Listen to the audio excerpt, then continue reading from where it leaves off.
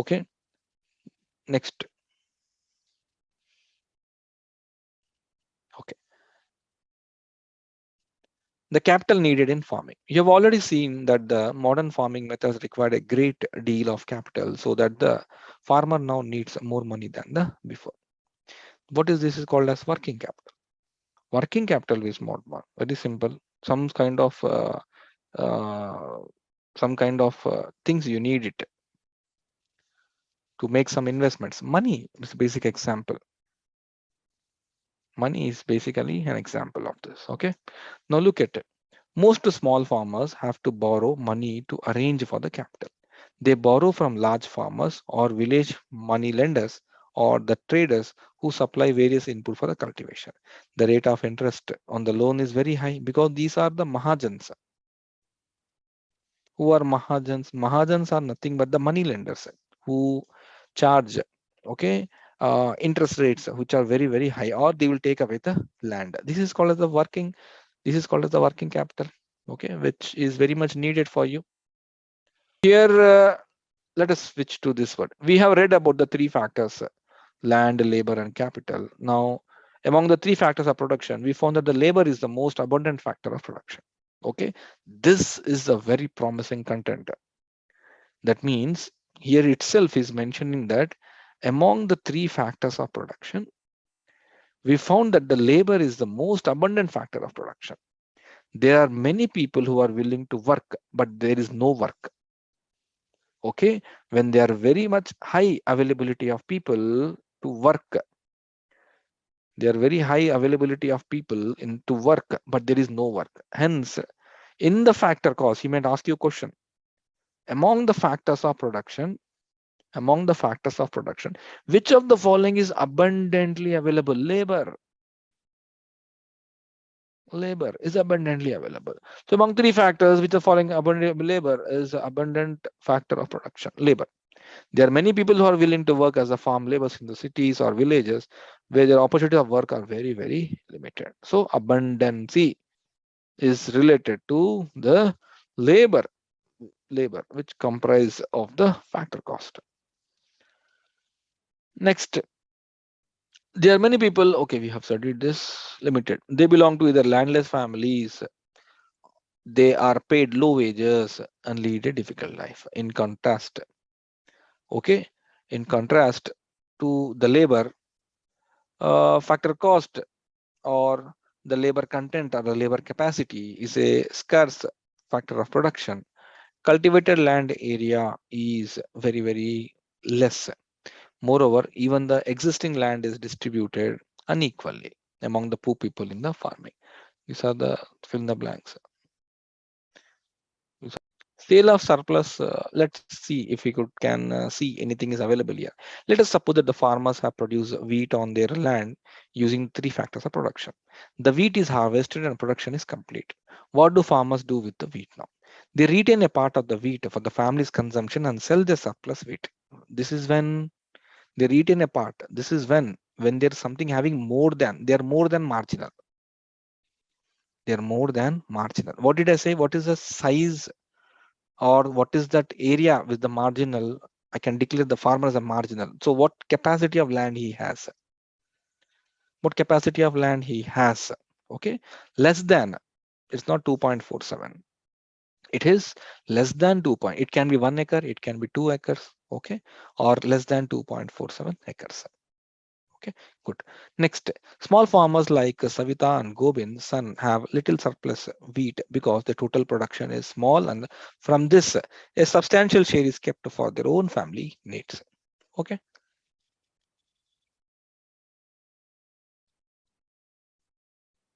Good. Now, this point you have to highlight. So, it is a medium and the large farmers who supply wheat to the market. This is what I have explained. In India, marginal do not contribute. Why marginal do not contribute? Because their land holding capacity is very less. What all they produce, they will consume. In the last slide, I have shown you. So which are the people who will produce and who can also export? Large. Second is medium, semi-medium. You can see the bullock carts streaming into the market, each carrying the loads of wheat. The traders at the market buy the wheat and sell the further the shopkeepers to the towns. This is not needed, but always remember people who actually contribute in India. That is a fact. Actually contribute in India is basically the people who hold large capacity. So in this also same thing is there. Author is a tractor and the tractor, etc. Buying capital for the next season, they are able to arrange for the capital for farmers. Okay, some farmers may use tractors, trucks, etc. This is not needed. Leave it. Dairy farming, the other common activity. Okay, now this is needed. Let us start now. Dairy is a common activity in many families of Palampur. People feed their buffaloes on the various kinds of grass and the jowar and the bajra that grows during the rainy season. The milk is sown in Raiganj, the nearby so and so chilli from milk is transported. Oh, yeah. I thought there is something is going to come here, but there is nothing. Okay, first year production, surplus consumption, my dear, don't go for all such things. Okay, these are like school books, man. This is for those people there. The teachers will give assignment. Here, I'm not here to give you assignments. No. An example of small scale manufacturing. Now let read this. At present, less than 50 people are engaged in manufacturing in the Palampur, unlike the manufacturing that takes place in the big factories. In towns and cities, manufacturing in Palampur involves very simple production methods. And these are done on the small scale. They are carried out mostly at home on in the fields with the help of the family labor. Rarely are laborers hired. That means what? Who are the laborers? Their family members are the laborers. Because small scale business which are conducted at a household. Who are the laborers? Family members are the laborers. Mishral has purchased a mechanical sugarcane crushing machine, run on electricity. But what he's trying to say, I'll tell you. Like, see, the jar is then sold to the traders at Shapur. In for Mishral make a small profit. He's making some sort of production. He's trying to evaluate this sugarcane. He'll put it aside. He will make sugar out of it. He'll make it jaggery out of it, and he will sell in the market. Next, what is Karim doing here? Karim found that a number of students in the class are also attending computer classes. Okay, this is not needed. Okay, next, the shopkeepers of Palampur. So is there anything here, Palampur, the shopkeepers, what they are selling? They are selling sugar, tea, soap, books, etc. Leave it. Transportation, a fast developing sector. There are variety of vehicles on the road connecting Rajgarh, rickshawalas, tangawalas, etc. They ferry people from place to another place. Not needed at all. Loan from the bank, cheap loan rate for okay. Hmm. I think needed here. Present the non-farm sector in the villages is not very large. Okay. Exercises are there. Anything glossary is given. References. That's it. Okay. So key terminologies which we have discussed here. Those kind of key terminologies you have to read. See what happens sometimes the examiner will ask you very micro basics. There are many micro basics which we have found in this chapter in this book. What are the micro basics? He'll ask you what's the difference between working capital, fixed capital, what is the human capital, so what is the most abundant, what is the factors of production, what are the different terminologies which you have shown like a piece of land. Okay, what is the concept of stratification, how is it applied in India? So such kind of questions he will be asking you.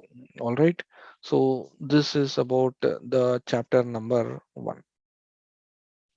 Okay, yeah. Now let us go to the chapter number 2. So people as a resource, people as the resource. This is what is being given here.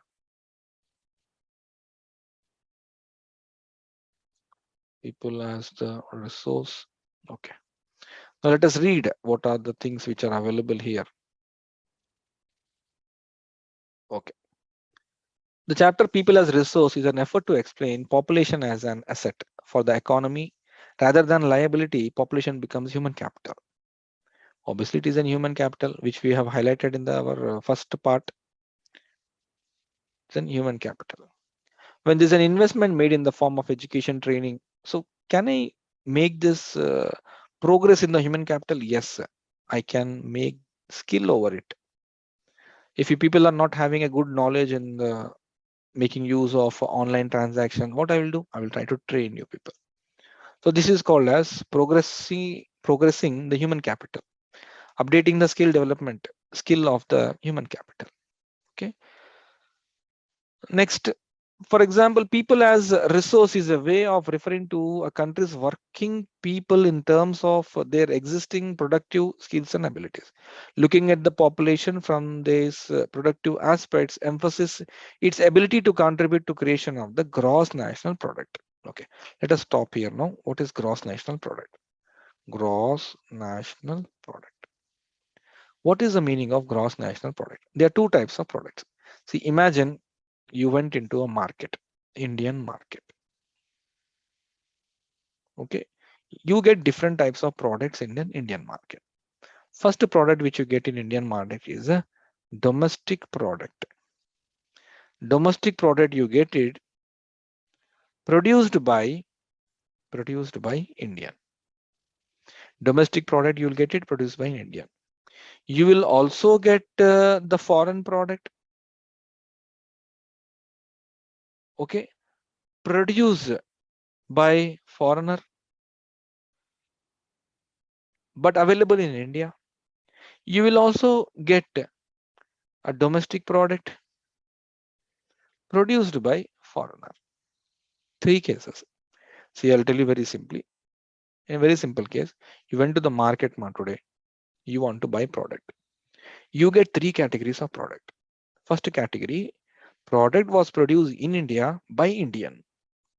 Product was produced in India by Indian. Domestic product only, na? Why are we calling domestic product? Because that product was produced in India. So whoever it is producing it, we don't care. Who can produce it? Indian can produce it. Foreigner can also produce it. It becomes an Indian product. So this is the good, domestic good I'm calling, because this is produced by Indian in India. Next is the domestic product in India by foreigner. It's not by Indian who has produced, foreigner has produced. Next is product, foreign product in foreign. So this is the case 1, case 2, case 3. Out of all 1, 2, 3, which are considered as imports? Think and reply. Which are considered as imports? Among 1, 2, 3, all the above. 1, 2, 3, all the above.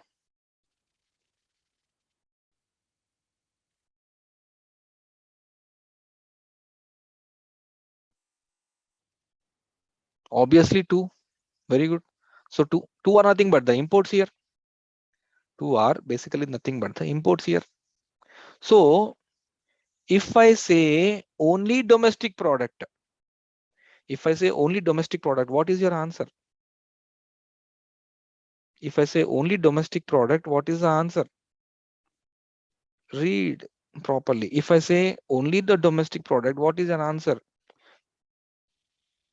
I'm gonna read the question properly. People are giving in answer as only one.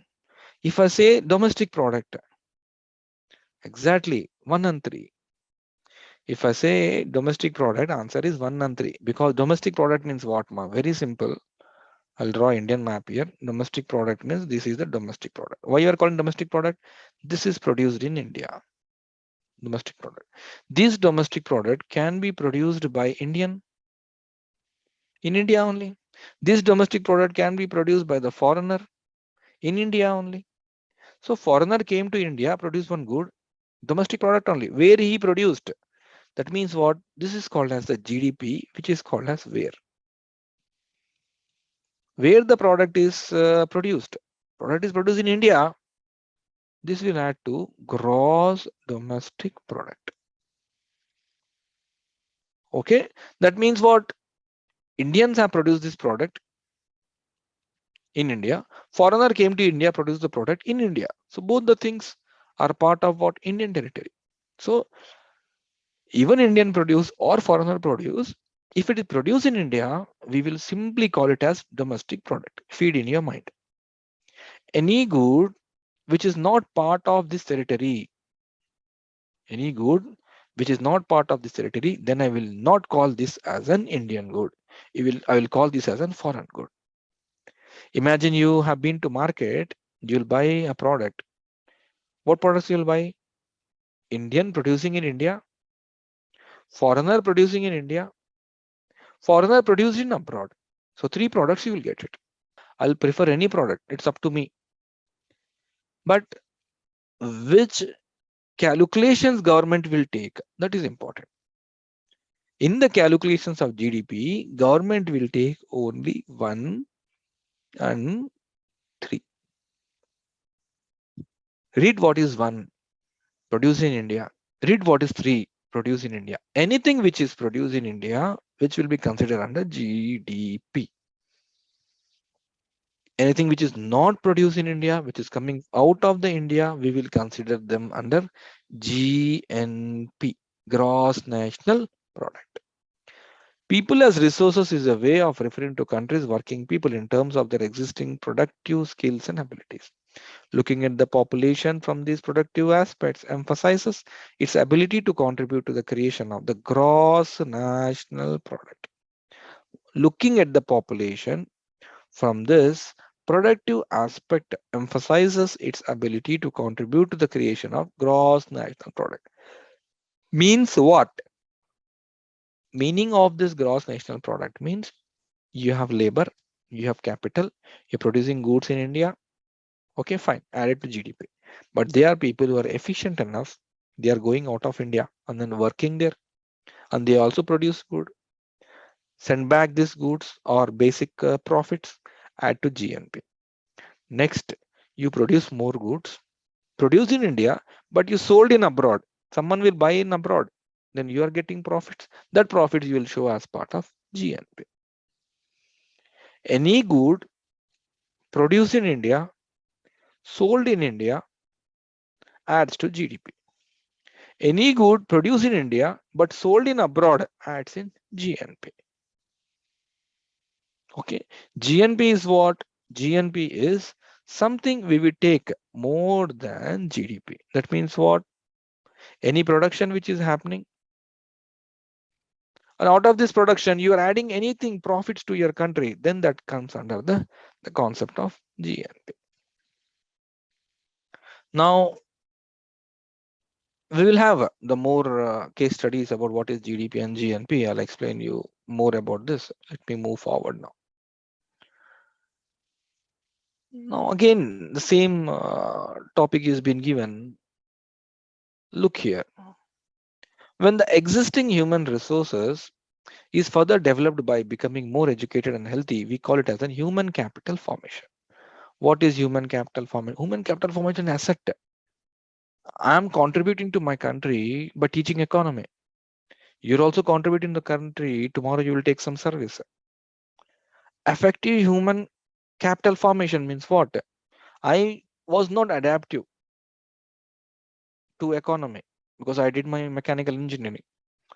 So when the market required economy, what you have to do? Come on, take the skill of economy, upgrade yourself, come to the market and prove yourself. So that you are actually making some capital formation. That means when the existing human resource, means I was existing a human resource, is further developed by becoming more educated and healthy, we call it as a human capital formation.